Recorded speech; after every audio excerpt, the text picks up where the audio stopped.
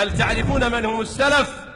اسمعوا قول النبي صلى الله عليه وسلم، قال بأبي هو وأمي خير الناس قرني ثم الذين يلونهم ثم الذين يلونهم. السلفية ليست دكانا لنا ولا حانوتا لأبينا ولا سوقا لجدنا. السلفية ليست حكرا على مذهب فقهي معين، بل السلفية تجمع جميع المذاهب الفقهية، تعمل بأقوال الأئمة كلهم إذا وافقت الدليل. إذن لماذا الهجوم على الوهابية؟ لماذا الهجوم على السلفية؟ لماذا حصر السلفية في زاوية والإسلام في عالم آخر؟ السلفي إذا حدثك قال حدثنا مالك عن نافع عن ابن عمر أن رسول الله صلى الله عليه وسلم قال.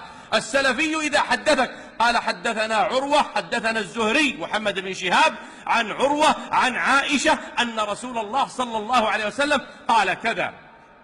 السلفي إذا حدثك قال حدثنا أبو الزناد عن الأعرج عن أبي هريرة أن رسول الله صلى الله عليه وسلم قال كذا.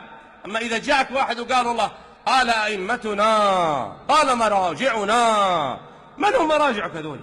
أعطني اسم، سموا لنا رجالكم.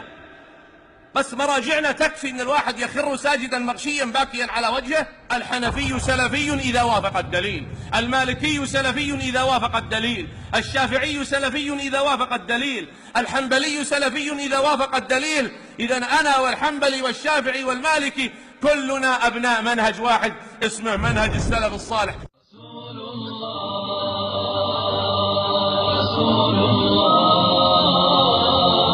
رسول الله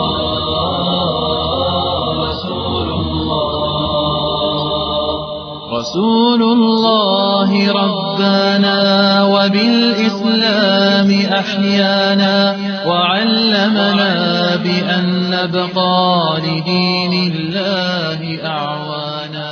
تجمع